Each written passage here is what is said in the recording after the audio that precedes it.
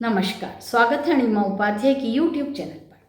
आज की वीडियो में हम बात करेंगे सुपर कॉन्शियसनेस, परम ब्रह्म की, जो परम सत्य है और परम सत्य ही परम ज्ञान भी है, जो सनातन है, जिसका ना आदि है ना अंत है, जो अनंत है और इसी से सबकी उत्पत्ति हुई है। और जो भी इस संपूर्ण से उत्पन्न होता है वो भी पूर्ण होता है, और उत्पन्न होने के बाद जो शेष रहता है वो भी संपूर्ण होता है, वो भी कंप्लीट होता है। यही बात ईशा उपनिषद, जिसे हम ईशोपनिषद कहते हैं, उसमें इस श्लोक के माध्यम से सुधीजनों ने कहा है। अब मैं उस श्लोक का वाचन करती हूँ, आप सुनिएगा।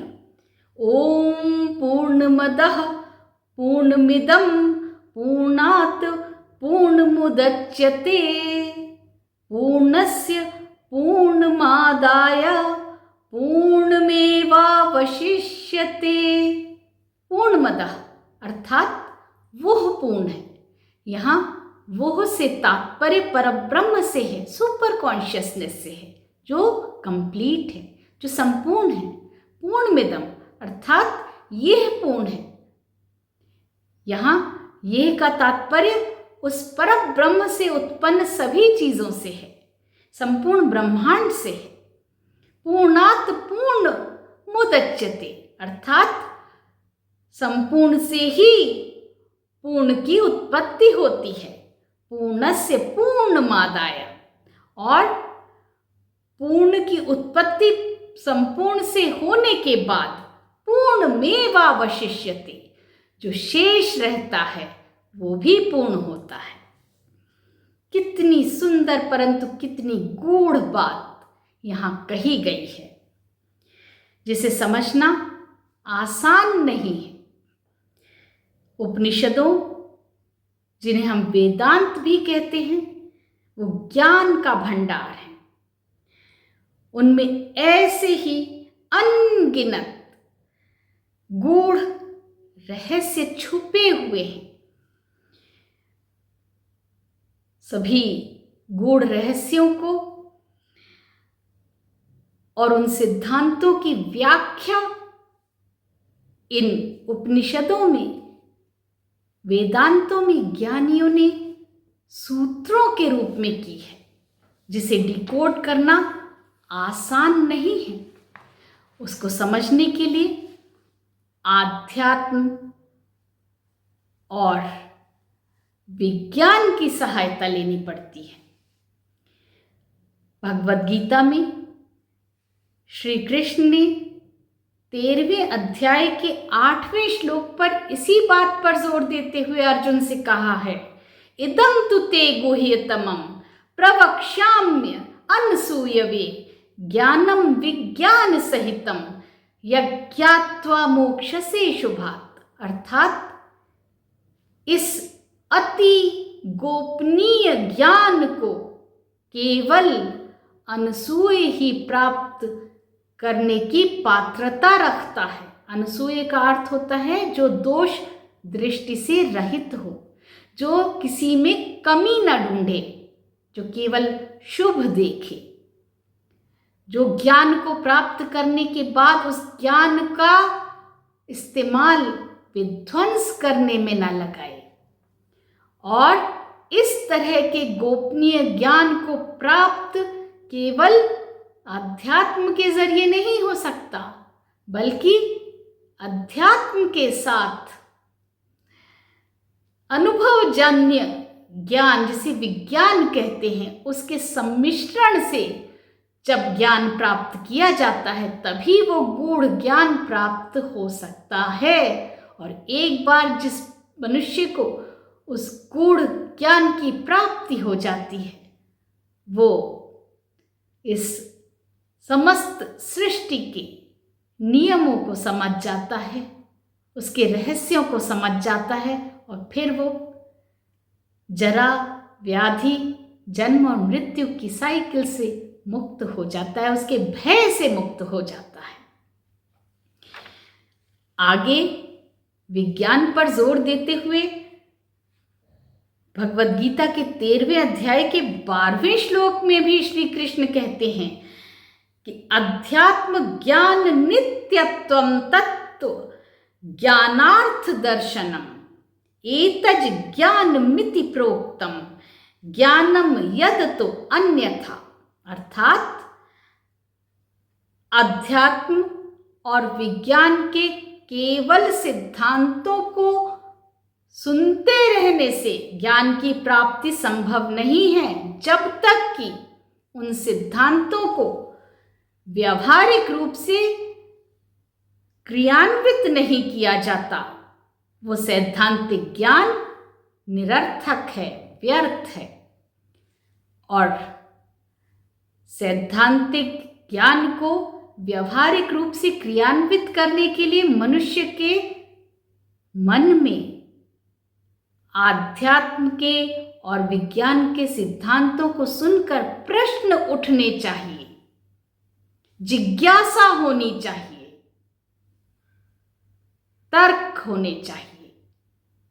तभी वो उनके उत्तरों को खोजने की दिशा में आगे बढ़ेगा और उस परम ज्ञान को प्राप्ति करने की दिशा में भी आगे बढ़ेगा।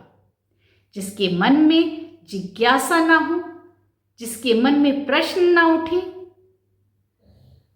वो तो इस धरती पर बोझ के समान है, पशु के समान है।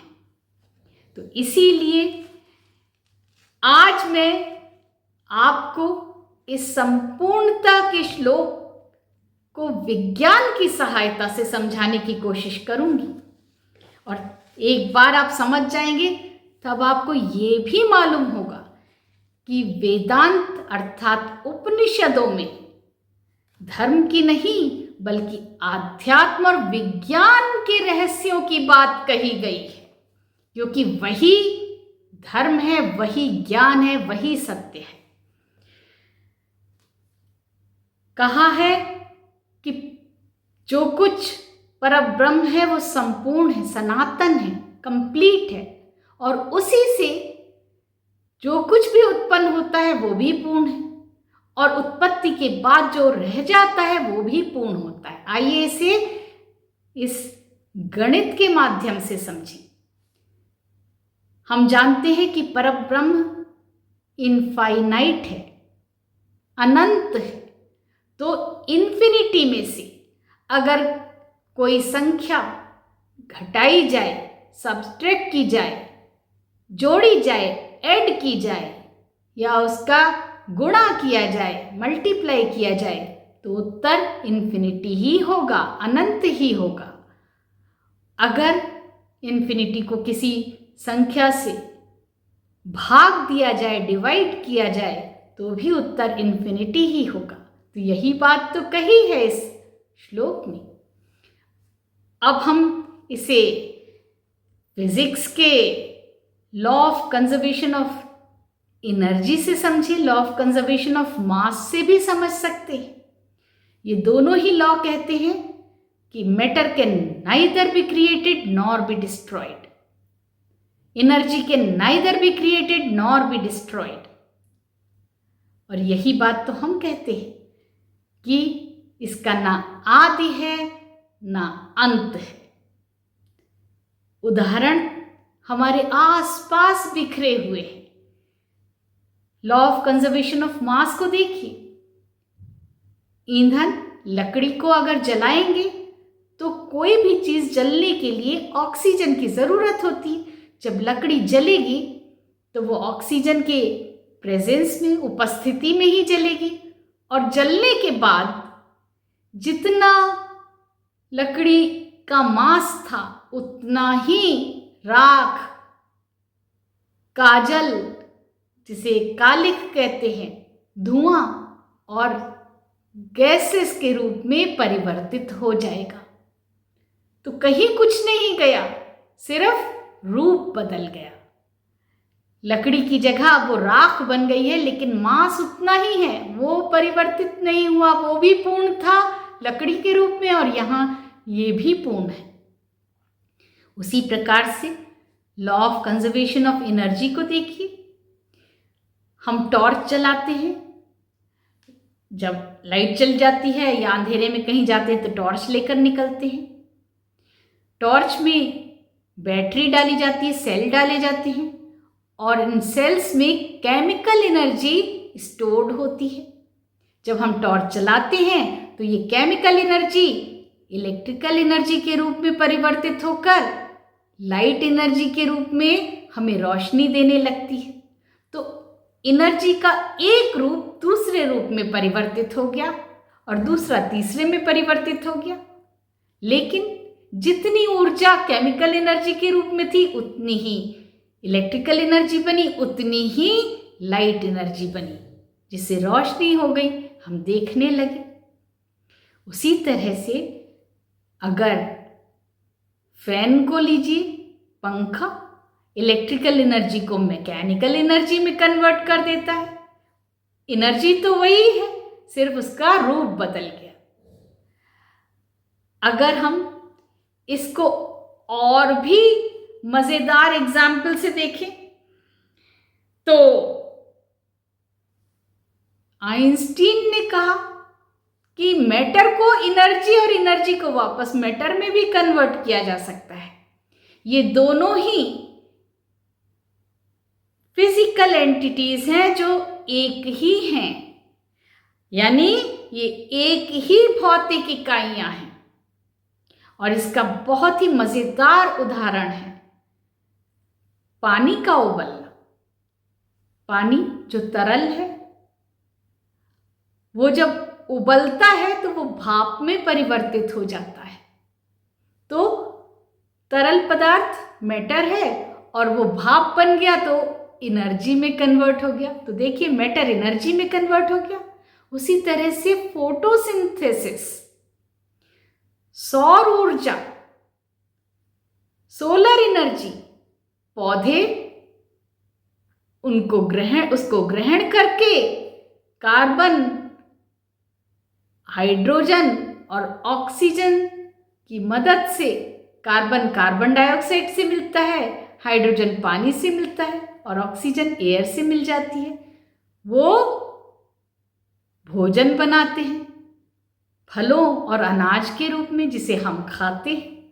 तो ऊर्जा से मैटर बन गया, एनर्जी से सोलर एनर्जी थी, सौर ऊर्जा से पदार्थ बन गया, फल बन गए, अनाज बन गया और फिर हमने उसे ग्रहण कर लिया और हम भोजन करके हमने बहुत सारे काम किए, हमें एनर्जी मिली, हमने उस एनर्जी को कहीं और यूटिलाइज किया और बाद में वो फिर वापस प्रकृति में ही चली गई। तो जो कुछ भी बनता है, जो कुछ भी है वो पूर्ण है, कहीं कोई कमी नहीं होती। वो वहीं एक रूप से दूसरे रूप में चला जाता है और हर रूप में वो पूर्ण ही होता है। अब इसका और एक छोटा सा उदाहरण देकर मैं ये वीडियो समाप्त करूंगी।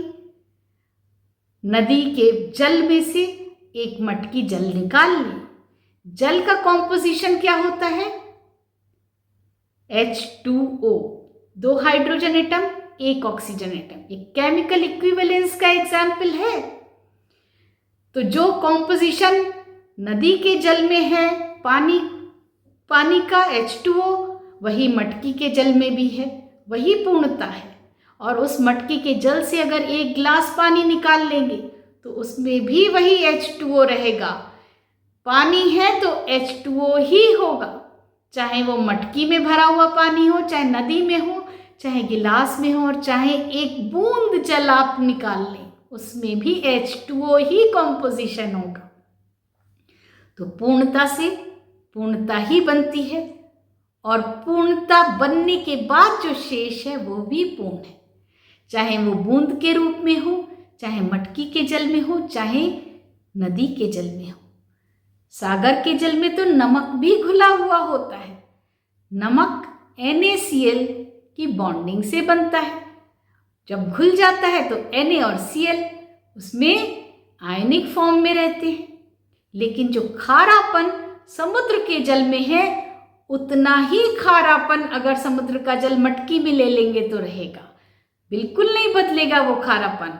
उसमें उतना ही NaCl रहेगा जितना समुद्र के जल में था, और उस मटकी के जल से ग्लास का जल निकालने या एक बूंद जल निकालने, उसमें भी उतना ही खारापन रहेगा जितना ग्लास के जल में था, मटकी के जल में था या सागर के जल में था।